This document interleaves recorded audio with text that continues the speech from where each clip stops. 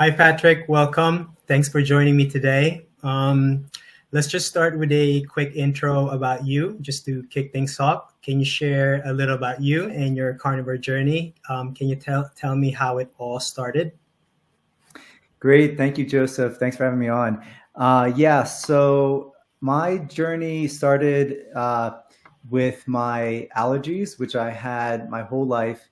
And as a kid, took the standard antihistamines for 20 years every single day. And later, I also had allergy injections every month. And then after doing the standard Western medicine protocol for allergies for 20 years, in my 20s, I just decided to stop doing it. And, guess what? I still had allergies after that. It didn't cure anything. And then fast forward to my 40s. And by the way, I'm 46 years old. In 2021, I went to see my general physician, and he told me that I needed to eat more oatmeal because my cholesterol was too high. And so I followed his advice, and my allergies got even worse. And I started to get allergy-induced sinus infections. So basically, he told me to add more carbs to my diet, basically. And I was already eating the high-carb diet my whole life, but he wanted me to add even more carbs. And that actually made my allergies worse. And I started to get sinus infections every 3 months.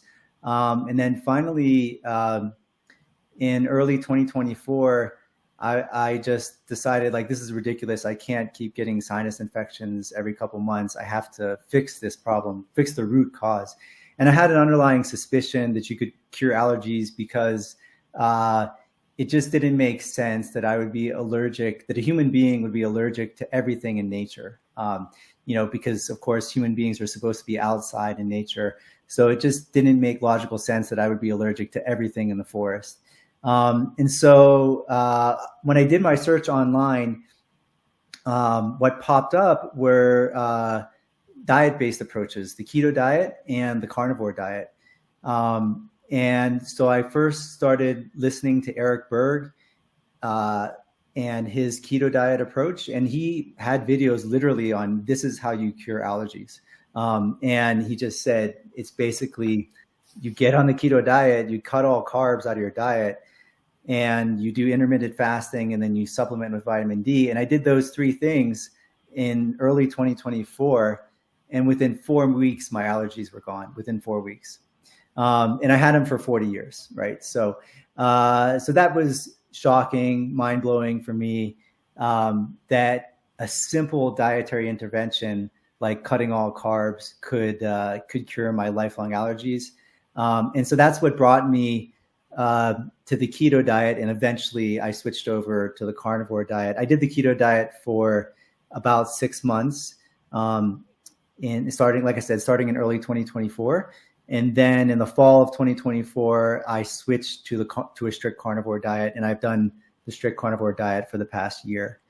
And I've had a whole bunch of additional benefits beyond curing my allergies, things that I wasn't even trying to cure, like my joint pain, for example. So I was an avid athlete. So throughout my life, I played soccer and I ran track and I ran road races.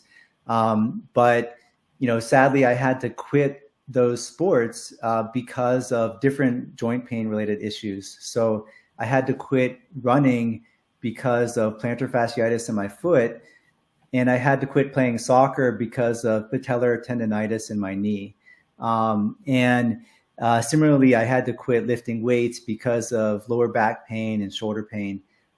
So I had all these basically inflammation-based injuries. And I also, by the way, had costochondritis, which is inflammation of my rib cage. And all of these seemingly, inflammation-based joint pains, actually also, they all went away when I went on this strict diet. And it took about maybe just, on the order of 2 months, but within roughly 2 months on this strict zero carb diet, those joint pains went away. And I'll mention that all of the gains that I made on the keto diet stayed with me when I switched over to carnivore. So I still have cured my allergies, and I still have cured my joint pain as well. But after curing my joint pain, I could finally, like for the first time in a decade, go back to the gym, because I wasn't able to lift weights. I wasn't really able to intensely exercise. So I got a gym membership, and I was able to lift weights again. And, interestingly, I felt like I felt younger in my 40s than I did in my 30s. I felt like my body was finally able to exercise again. And, also I had, additional small benefits like boosted energy, boosted mood, as well as just generally like also better sleep as well. And so I think that's basically my personal story of how I got into keto carnivore. And I did, like I said, make the switch from keto to carnivore. And that was, I was listening to both communities. I was listening to the keto community and the carnivore community. And I wasn't sure who was right about veggies. It was actually very confusing because the keto community was pushing veggies, whereas the carnivore community was saying things like plants are trying to kill you. And so, the jury was still out in my head, but who was right? I did do a blood test after doing keto diet for a while. And overall, it was a pretty good blood test. Like everything looked relatively good. But I had some minor issues with like my liver. I had like some elevated ALT and some elevated liver enzymes. And then I looked into some of the supplements that I was taking on the keto diet. One of them was a turmeric supplement. I was taking turmeric with black pepper. And then I found a video online about Richard Smith talking about how turmeric with black pepper makes a liver toxin.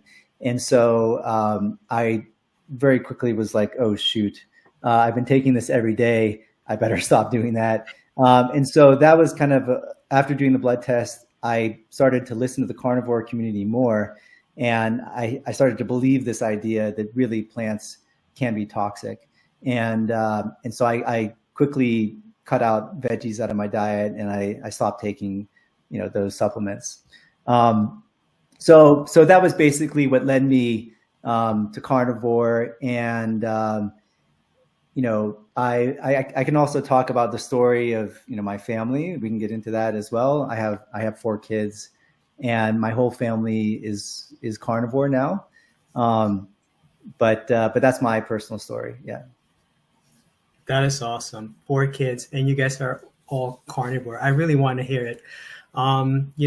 Because I've listened to your interview with Dave, the No Carb channel.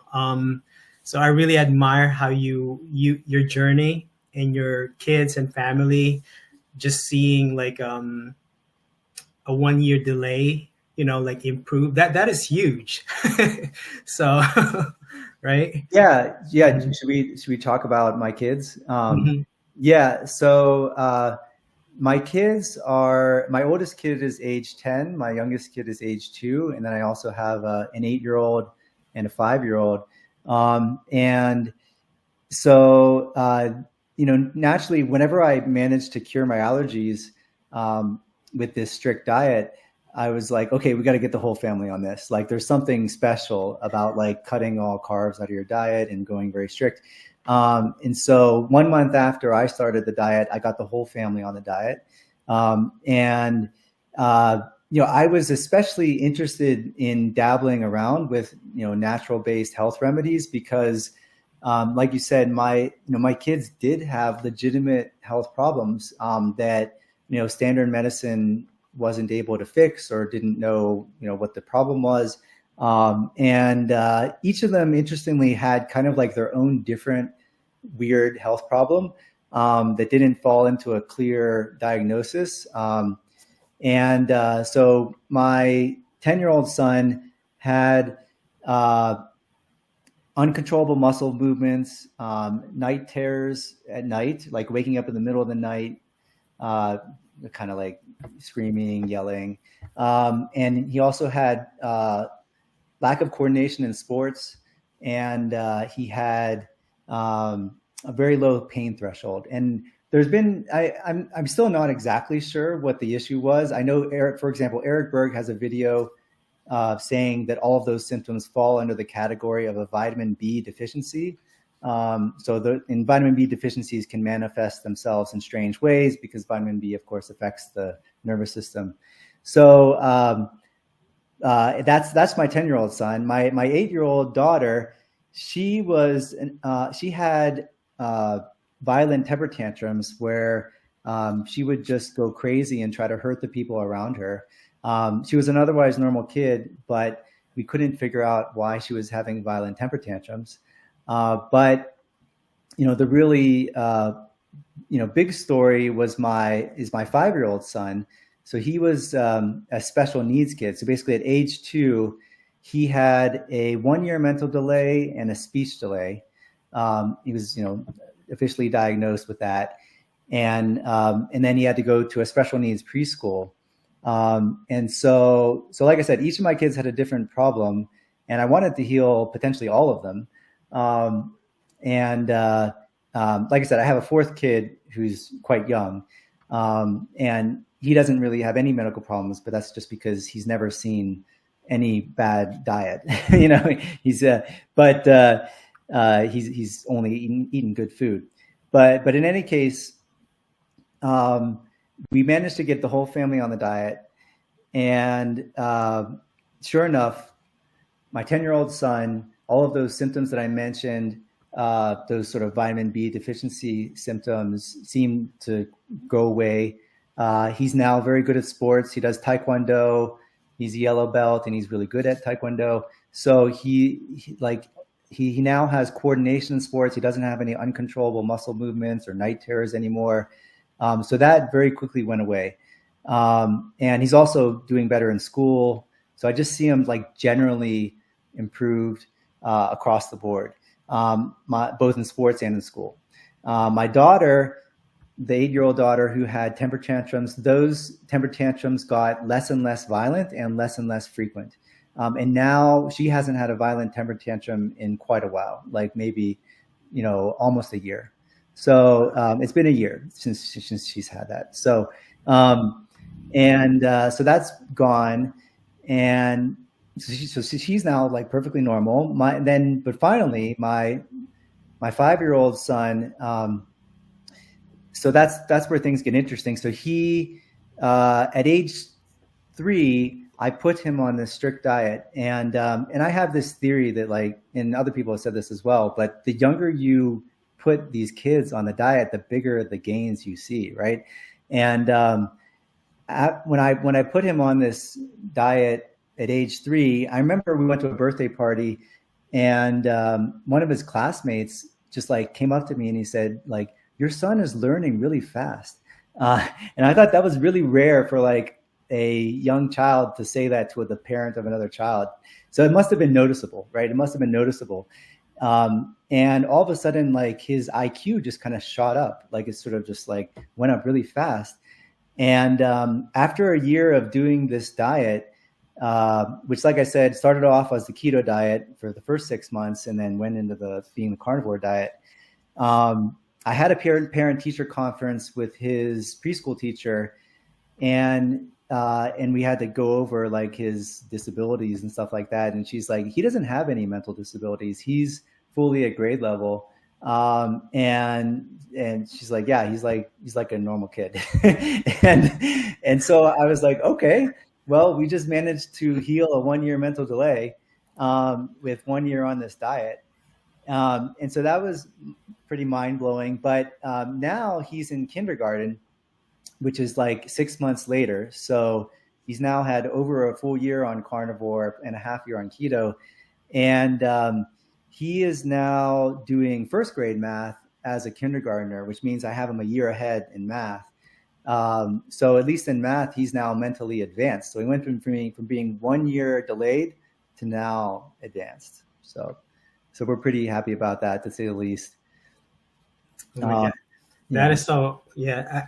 I just don't know how to like describe it, because I can't relate to that. It's just like it's so much like, progress. Like, the first sign, was it something gradual? I think you probably mentioned like every month something was happening. You go to the school and then a parent was saying this. So I'm assuming it's like more of a gradual like progress, right?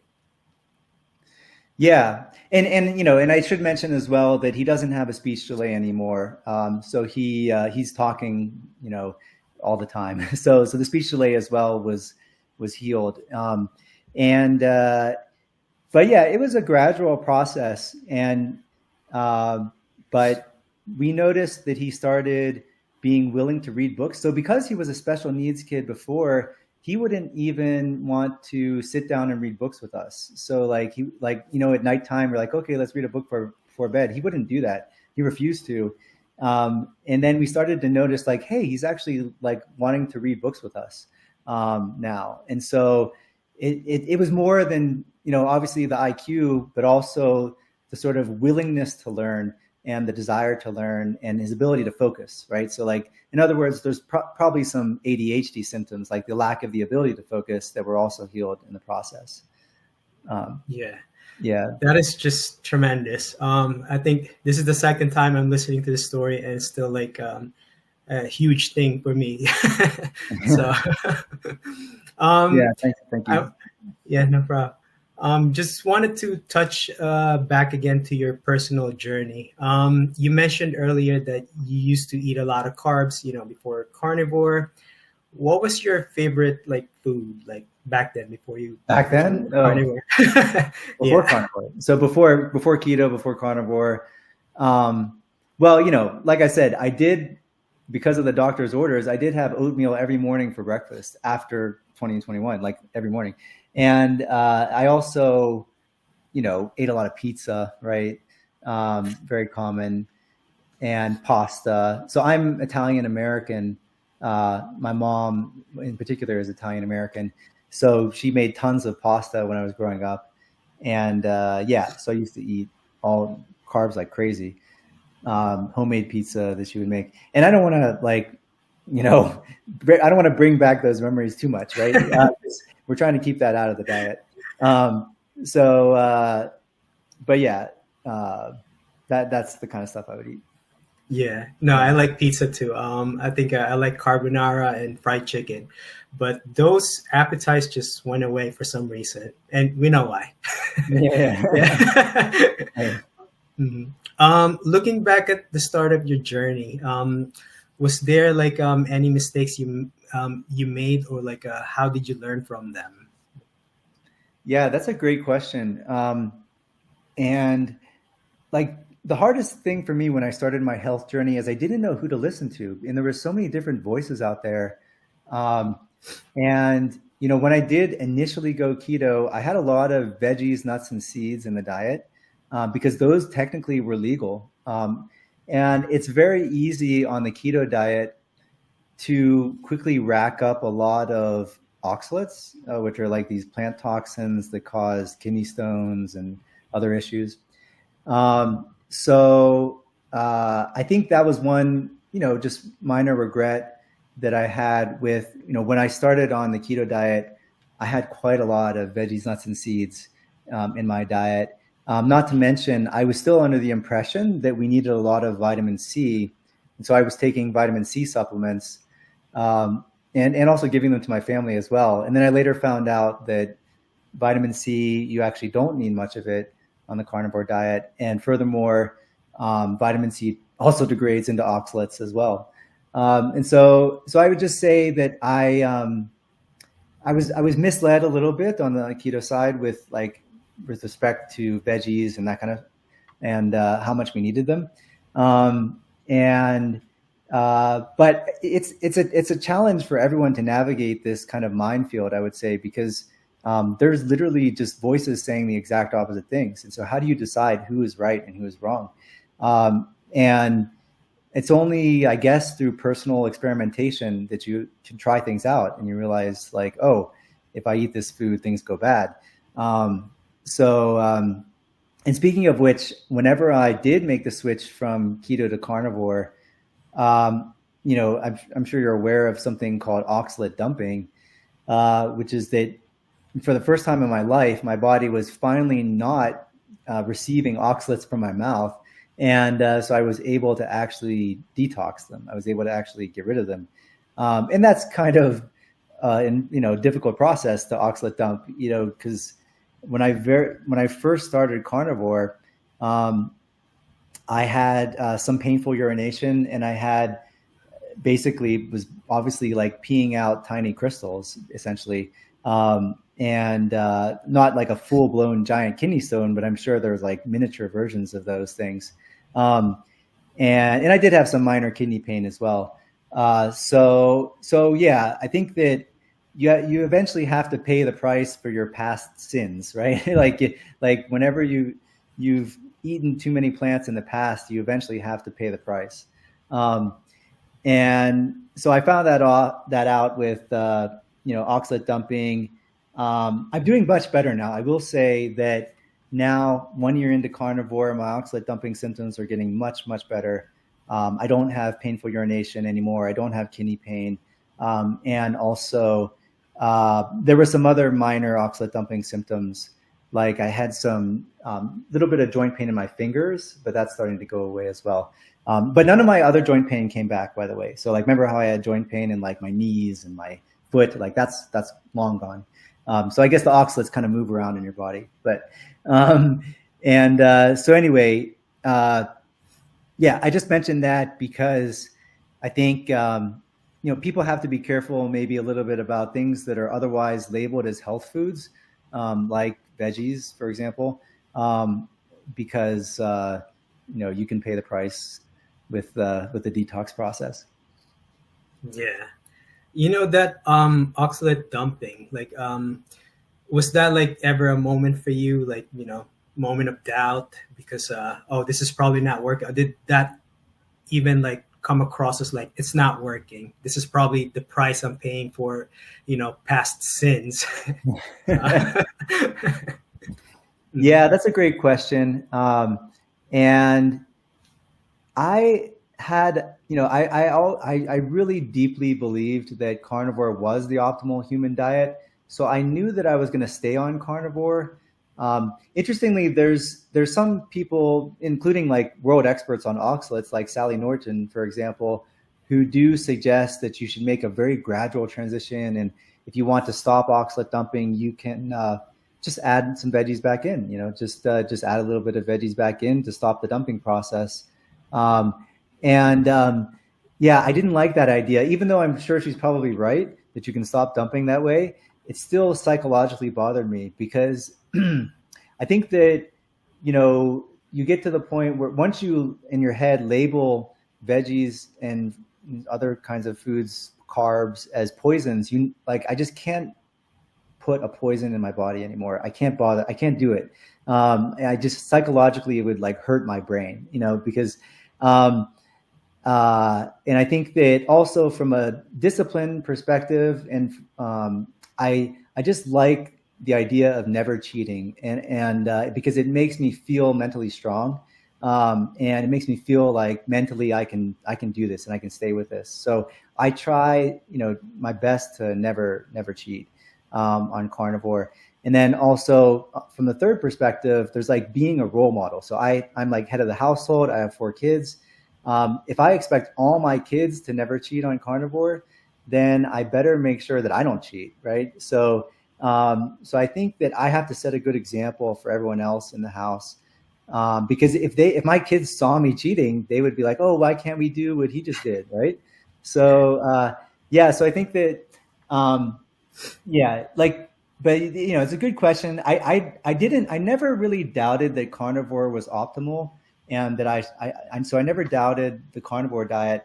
It was, but nevertheless, oxalate dumping symptoms are real. They are very real. And and in fact, you could even look at some people who have left the strict carnivore diet, people like Paul Saladino, for example, and just ask like, oh, I wonder, was he going through oxalate dumping, right? Because like a lot of the symptoms that he mentions, things like electrolyte imbalances, that's oxalates, because oxalates like just grab onto your minerals and they cause electrolyte imbalances. So I think that there's probably a lot of people out there, people like Paul Saladino, who might falsely blame Carnivore for something that actually was not Carnivore's fault, if that makes sense.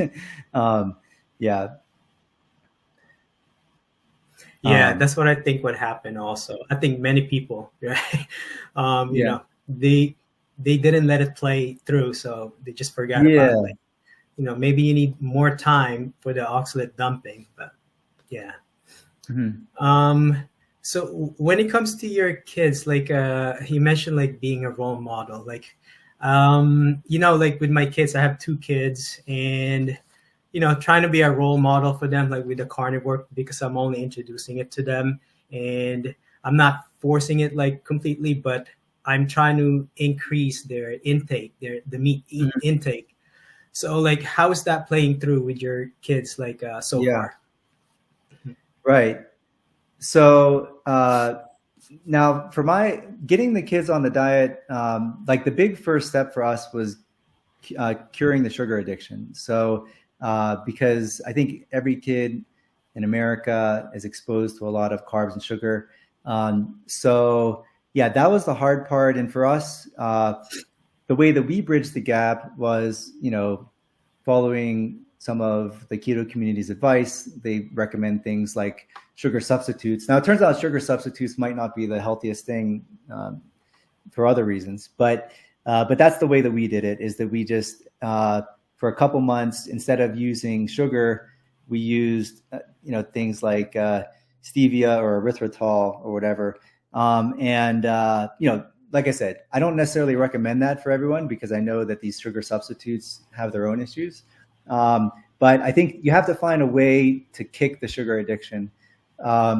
And so yeah, that was the hard part, is getting everyone off of sugar and carbs.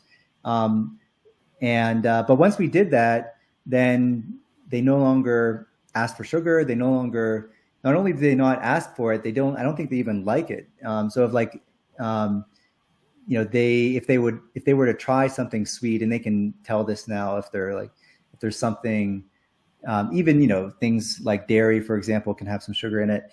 But I think that they would, if it's too sweet, they would just spit it out and be like, oh, this is disgusting, like because it's too sweet. So people's attitudes towards sugar like dramatically change based on their diet, right? If they're eating the high carb diet, it just tastes normal. But if they're eating very low carb carnivore foods, then like it's almost disgusting actually to have these kind of very sweet foods. So I think that that was the hard part, was getting them off of the sugar. And of course there was some grumpy kids, right? Some like kids that were not happy for a short period of time.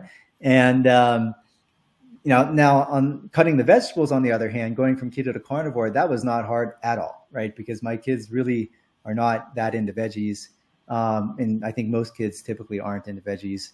And when I did give them veggies in the past, it was more of a forced thing, right? So it was pretty easy to cut veggies out. So yeah, I think that, some of the other challenges as well are just dealing with, family and extended family and friends who aren't doing the diet. And so I know just like in my case, I was the one who did the deep dive in the family on the diet, and I had to kind of convey that information to my wife and basically let her know like, oh, this is how we should go. And so she had to kind of like catch up to me in a sense of just make sure that we agree on things, because I do think it's more difficult whenever people disagree, right? Like, and so just getting on the same page there. And I think that certainly being at schools and being around other kids who aren't doing this diet, which certainly the vast majority of kids aren't doing it, doesn't make it easier. But somehow my kids have managed to stay disciplined despite every other kid around them not doing this, right? So yeah, but yeah, are your kids kind of elementary school age, or are they preschool age? Yeah, they are 5 and 8 years old. Okay. Elementary school. Yeah. Yeah. One is really easy to like feed me, the older one, but the younger one is just yeah, I'm still on that hard stage. Okay. Yeah.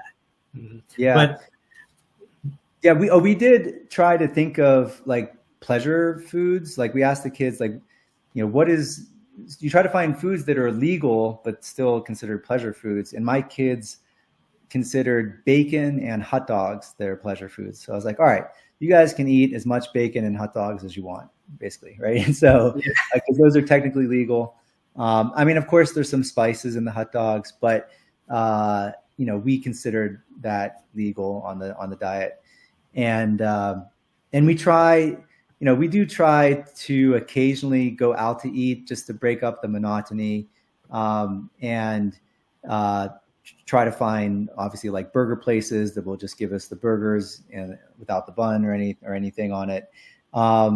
So I think it's helpful whenever kids feel like they can still participate in society with this strict diet, meaning that they can go out to restaurants and feel like we're not, like isolated in a cave or something. Yeah. yeah.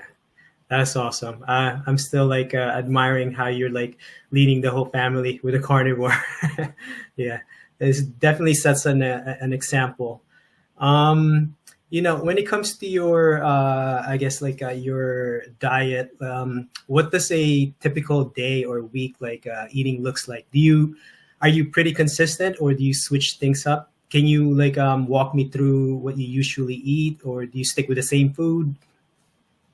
Yeah, good question. We sometimes mix it up. Naturally beef is kind of at the center of the diet.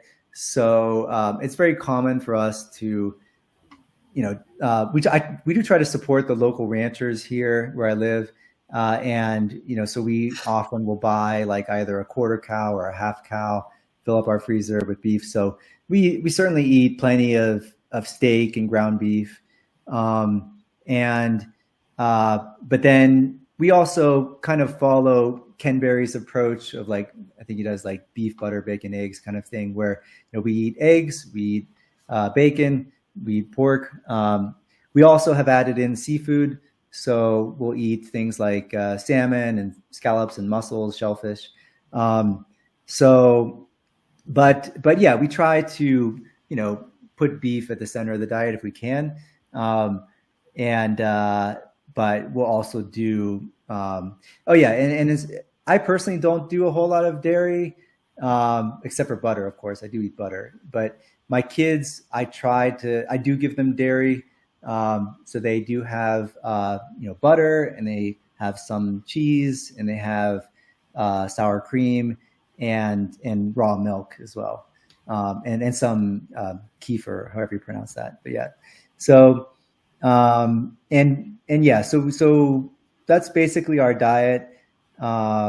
And we do also add in some, I know this sounds strange to some people, but we add in some raw meat as well. So because I, am familiar with the fact that there's some nutrients in raw meat that might get cooked out when you cook the meat. So we occasionally will have raw ground beef and raw steak as well for my kids too, and me as well.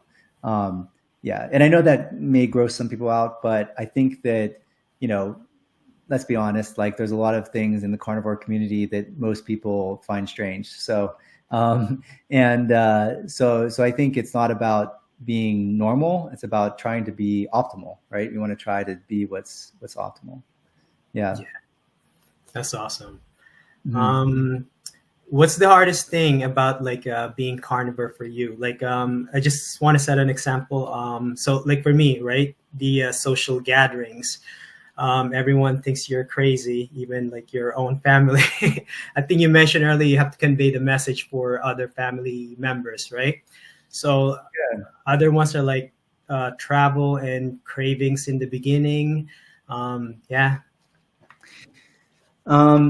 So what's it like dealing with like family members and dealing with society in general? So um, yeah, I mean, uh, you know, well, I mean, there is dealing with school, right? So I mean, the biggest issue that we've had was dealing with the public school system, and I think that you know that's where my kids were interacting with other adults like the teachers and the school administrators. And you may have seen this on my other interview, but we did actually get into some trouble with the school system, and that's so what happened is that last year, we didn't get it. No one really bothered us too much about our diet. But then at the beginning of the school year this year, the second day of school, the principal wrote up a report against our family, saying that we were feeding the kids strange foods, and there was no fruits and veggies in our foods that we were sending to school, and also she said that one of the steaks that I sent to school was undercooked, so or too rare, and but meanwhile, you can order medium rare or rare steak at a restaurant, and it's perfectly normal. But yeah, so that was very concerning for us. We felt that the school was kind of discriminating against us based on our diet, and I just wanted the school to make us feel welcome, to make us feel like we were just another normal family, and they were making us feel like we were weird. So yeah, and I did have a one-on-one meeting with the principal of the school in her office, and she did have a giant jar of candy bars on her desk, which I'm sure she's handing out to students. And so it was very clear that it's completely reasonable and normal at that school to just have kids eat candy. But the weird thing is if you send a carnivore lunch to school, like a fully meat-based lunch to school. So, but because I had that disagreement with the principal of the school, and the principal is the most powerful person at that school, we just decided that we have to pull our kids out of school, and so we decided this year to homeschool, and that just happened in August of this year. Wow. So yeah. And we were otherwise planning to keep the kids in school. Like if the school, we weren't originally planning to homeschool, but because of that incident, because the principal, wrote up a big report against us, we pulled the kids out. Yeah. So, wow. I mean, that is awesome. You pulled them out of school. Still, I just don't see why they would, mind those things. Because I know most schools, they probably have plant-based biased, but yeah, it's just it's very off-putting. But yeah, I'm just glad you pulled them out of school. Yeah. I mean, I wish, hopefully there's other schools out there. I don't want to scare you too much, because hopefully for your kids, they have a better school than we had. Right. So I think that, and I do think people should try, right? People should really try. It's, schools shouldn't really be in the business of policing lunches, especially policing what I view as healthy lunches. So hopefully, your kid's school is better than ours was. That's my hope. Yeah. Because my wife is actually a teacher, so I try to double check with her, like, do schools usually do this, So I would kind of try to vibe it out first. Like, they said, I don't think our school would be like that. So for now, but I'm just trying to observe for now, like, see what happens. Yeah. How has your, like, being carnivore, like, changed the way you see yourself? Like, I guess in general, how you approach life now, because it's a complete transformation from, like, lots of carbs and, like, completely avoiding it, Yeah, it certainly changes how I view grocery stores. It's very shocking now to go into grocery stores and just think about how 90% of the items in there are not appropriate for me to eat. Or, you know, also I do get concerned about other people too. And I try to spread the word because I do deeply feel that, you know, probably everyone should be eating this way. You know, especially seeing all the health transformations of my own kids and my own family. So, you know, each of us had kind of a different health issue. I had my allergies and my joint pain. My kids had all their own issues. My son had his mental delay. You know, daughter had her temper tantrums. And so, like, isn't it just weird that this one small, well, I don't know if it's a small change, but this one change, like, fixed everything, and it fixed all these different issues. And so that is like, I'm also, I should have mentioned this, but I am a scientist. I'm a physicist. And so I've spent my whole career kind of thinking about the world and thinking about how the world works. And it's very rare that you come across something that cures every disease or every health problem. Like, that is not a regular occurrence where you're like, oh, if you just do this one dietary change, like all your health problems get fixed.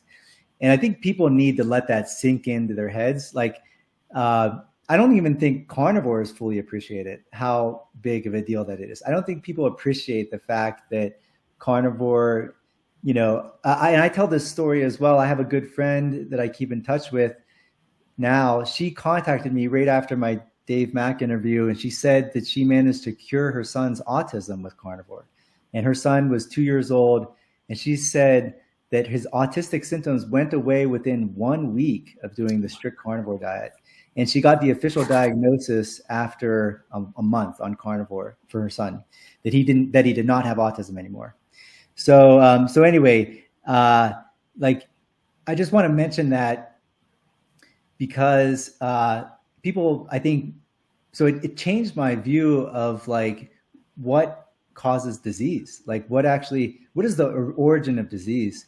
And, you know, we've been told our whole life that it's, you know, it's genetics, it's things you can't control, it's out of your hands, right? It takes away the agency from you.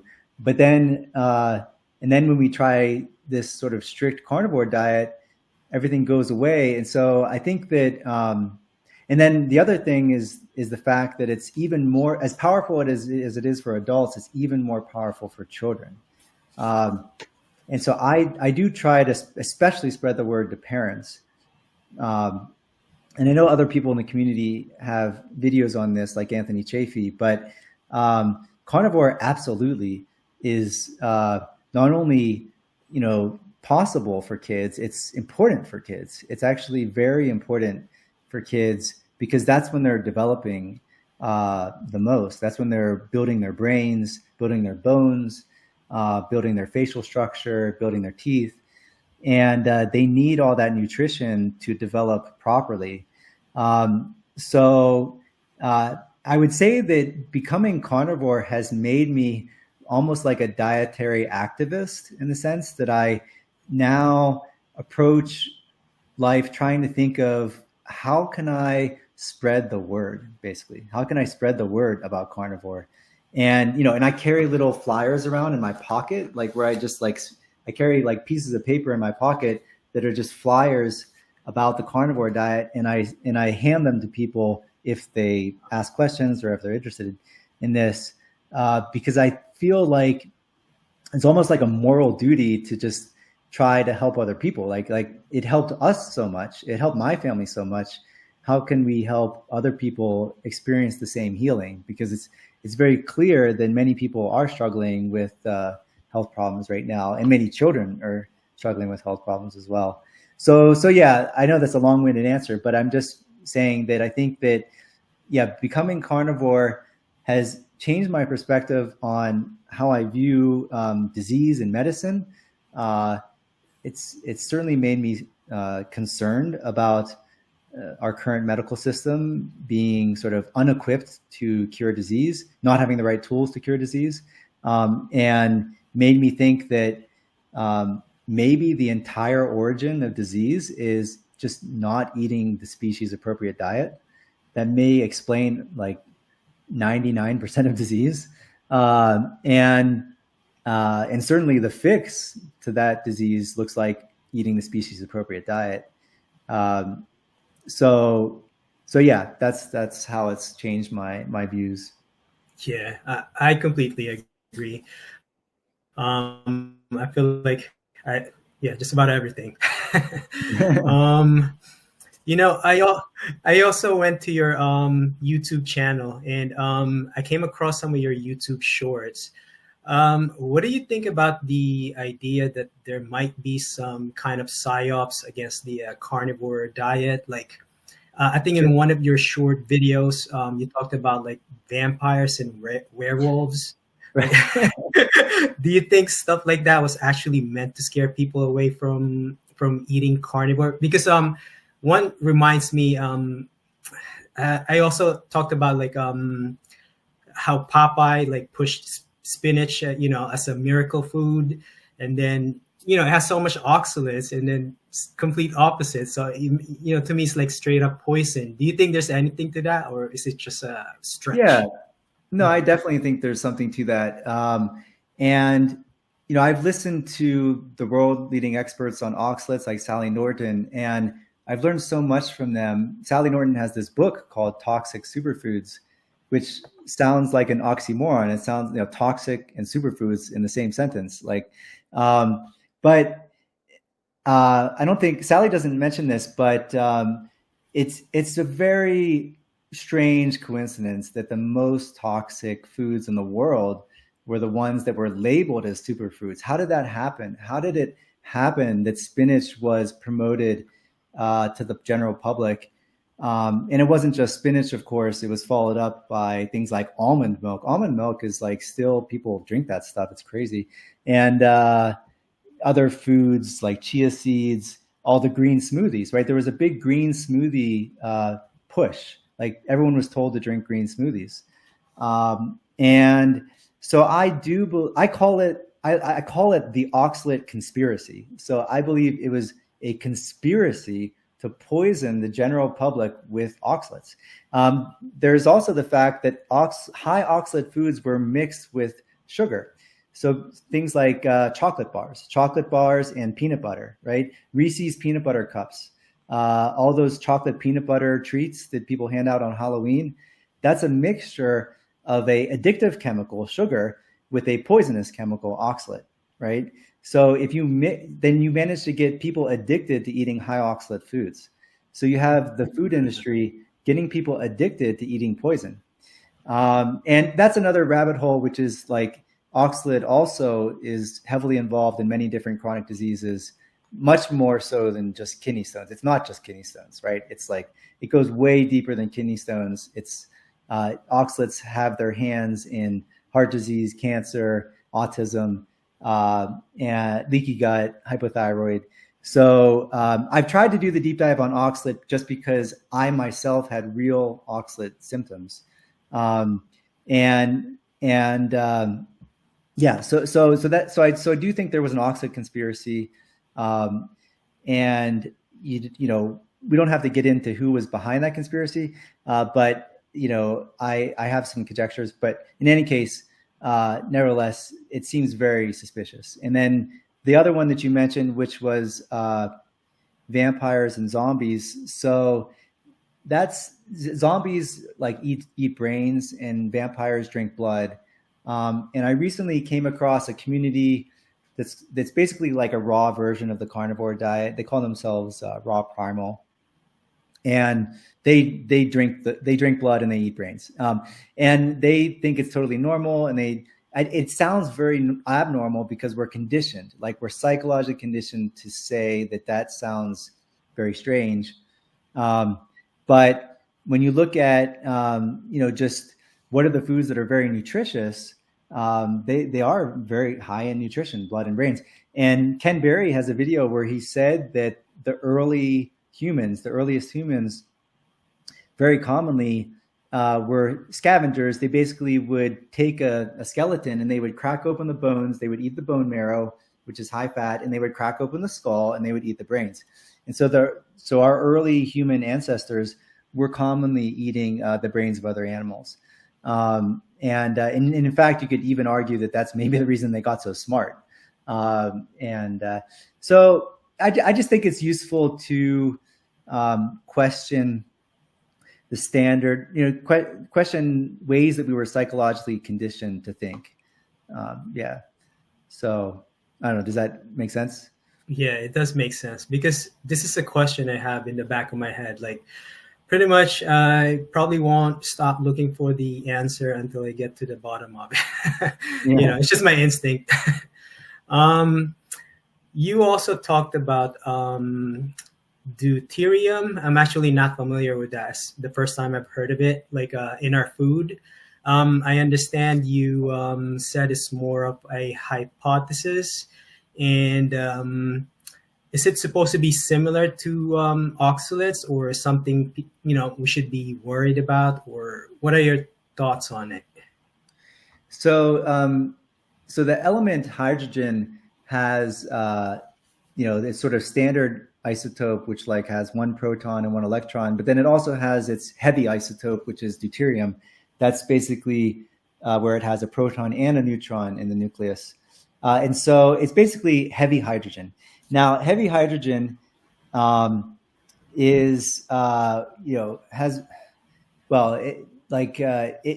turns out that it's prevalent in plants. So it's prevalent in particular plant sugars. So I guess plants concentrate it in their sugars, and you might say like, oh, it's just hydrogen, it's no big deal. But inside our mitochondria, which is the organelle in our cell that actually is responsible for making energy, there's like these hydrogen transport systems and these motors, and I'm still learning more about it, so I don't want to. I'm not claiming expertise here, but my understanding is basically whenever you supply deuterium instead of hydrogen to the mitochondria, it slows the mitochondria down. It basically makes it more sluggish, which means that you're producing energy more slowly. And at the human physiology level, that could mean that you're basically just being sluggish and lethargic, and that by itself could explain why some people become lethargic when they eat a lot of carbs and sugars. Because, like I said, the plants concentrate this heavy hydrogen in their sugars. I'm learning from other people, so I'm not the expert on deuterium, but I have seen, for example, Jesse Chappis did an interview of a guy about how deuterium is connected to cancer, because the mitochondria play a central role in cancer, right? And so, like, if you screw up the mitochondria, which is what deuterium does, then that can lead to cancer. And interestingly, people have even proposed that depleting deuterium can be a treatment potentially for cancer. So like there's deuterium depleted water, where they basically take all the heavy hydrogen out of the water. There's companies that sell that stuff. And similarly, though, the carnivore diet, this is great news for carnivores, by the way. The carnivore diet is low in deuterium because we're cutting those plant sugars and plant carbs out of our diet. And animal meats are actually low in deuterium. Even though everyone's kind of familiar with the main benefits of eating a carnivore diet, this is like a secondary benefit, is that we're actually eating a low deuterium diet. And that can partially explain some of the reasons why carnivores have more energy on our diet. We feel like we all of a sudden can move faster. We can do stuff faster. And the carbs, people are kind of laying on their couch and just kind of sluggish. So yeah, I think that I'm still learning more about that, but it's something worth paying attention to. It's yet another reason not to eat carbs is the way I view it. Yeah. Nice. That's awesome. Now that's one word to keep on my list besides oxalates. Mm-hmm. Yeah. Before you went carnivore, I know you mentioned you were an athlete playing soccer, doing track, weightlifting. you mentioned you have joint and knee pain and insomnia, right? Could you maybe just walk me through those challenges? Because I've struggled with insomnia also. Like I relied on sleeping pills, because just my thoughts is just like racing. I'm really curious what your experience was like. Right. So I did have, before I did any strict diet, when I was on the high carb diet, I would say for like maybe 2 or 3 years solid, I had insomnia where I was waking up in the middle of the night around, 2 or 3 a.m. And then I just couldn't get back to sleep. And once I went on the keto diet, and I also started supplementing with magnesium, and it's hard to really attribute it. I don't know if it was the diet or the supplements, but maybe it was both. And it almost certainly the diet was the big issue. But my insomnia did go away when I started a strict keto diet. But I will caveat that with the fact that oxalate dumping can, bring insomnia back to the forefront. And so whenever I went strict carnivore, there was just a period of time when I was oxalate dumping, and I knew that I was oxalate dumping because I had things like I had a skin rash on my leg where the oxalates come out, and I also had some joint pain in my fingers. But I had some insomnia from the oxalate dumping where it would wake me up in the middle of the night, and even though I was taking electrolytes, even though I was taking magnesium, it still was an issue. So. But the good news is that is going away now, and I'm sleeping much better, and I'm getting through the night now. So, I mean, I guess what I'm trying to say is that insomnia is a little bit of a tricky one to solve, in the sense that it can get better when you change your diet, but then also there's these like brief periods where it can be worse. And actually, Paul Saladino does mention that as one of the reasons why he left the carnivore diet. But I think that he was going through oxalate dumping. So that's my belief, is that I believe the reason why Saladino was struggling with his sleep was because of the dumping process with oxalates. So, and like I said, my sleep is actually getting better. So because my oxalate dumping symptoms are getting better in general. So yeah. That's the sort of, you just have to, in my opinion, I think you just have to stay the course. I think that, when I take the big picture with carnivore, I'm like, well, like it cured my lifelong allergies. It cured my joint pain. It cured my kids' mental delays. It cured my kids' behavioral problems. And also, by the way, our family doesn't get sick anymore. Right. And so like, I think that when I look at the big picture there, it's okay to me that if I have a couple of nights where I wake up in the middle of the night because of oxalate dumping, in the big picture, I'm happy to just power through that, if that makes sense. Yeah. Yeah, that's awesome. Yeah, I believe that too with Paul Saladino. Yeah. Mm-hmm. If you had to describe the impact of this lifestyle on your life in one word, what would it be and why? Yeah, so I think life-changing is the appropriate word, but the weird thing, like I said, is that it wasn't meant to be life-changing when I started. Like it's not like I went into this and was like I want to change my life totally. It was that I wonder if I can kind of make my allergies a little bit better, right? And the shocking thing is that it changed my life without me really trying to change my life, right? Like I wasn't trying to cure my joint pain. I wasn't anticipating that I would also cure my kids' problems as well, right? So, and it's hard to not think back and say, holy cow, like what was I doing for the first like 40 some years of my life? Like how is it possible that you can live, for 40 odd years without anyone just saying like, hey, why don't you try this? And it's really a shame that we've been in the dark And that's why I do feel obligated to also be a little bit of an activist and try to spread the word. And and I think that it's also great to discover this wonderful community of supportive people, like people like yourself. I love the fact that we have a really tight knit community of people that support each other. Everyone knows, like, okay, this is really great. Let's help each other out. It's not easy to do. There's all these societal pressures that are trying to push you in the other direction. Oh, why don't you add carbs back in? Oh, why don't you, why be so dogmatic? This kind of stuff. And, but it's like, no, you have to be strong. You have to like stick with it.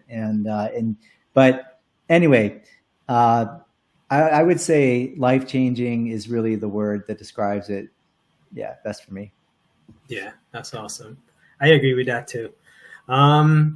Some future perspective, like how do you see Carnivore in the next 5 to 10 years? Where do you see the this carnivore lifestyle and the community going? Because you can give like both negative and positive. Example would be like with the negative. I'm assuming maybe in the future, because of all the psyops that we had, we're thinking they could probably start censoring some stuff. And also in the good side, so many people are learning this whole way of eating. So more people are going to be joining the community. Right. We have seen that the prices of beef have been pretty high lately. So that is one way that we're being attacked effectively, is by keeping the beef prices high. And that kind of deters some people from really going all into carnivore, like people who would otherwise try it. So, like there has to be very strong political pressure, from our community and, to basically tell people like, we want the beef prices to be lower. So in my opinion, because I think that otherwise I think the situation could get worse for beef. I think that's one trend in the future, is that we're going to have to fight for our beef. We're going to have to fight for our meat. And I just saw a story in the past week about how Denmark is injecting their cows with this chemical called Bovir or something like that. And some of the cows are dying. So there is, and that's coming because the government is like pressuring the ranchers to do that. It's actually encoded into law. Fortunately, in the U.S., we don't have that issue right now. But there's going to be increasingly pressure from governments to try to, reduce the beef supply. I think that's the big thing, is like, let's fight for our beef. Let's make sure that we have access for beef. We can all work together to do that. We'll have to lobby politicians or something to make sure the price of beef is affordable, and also that we have a good supply.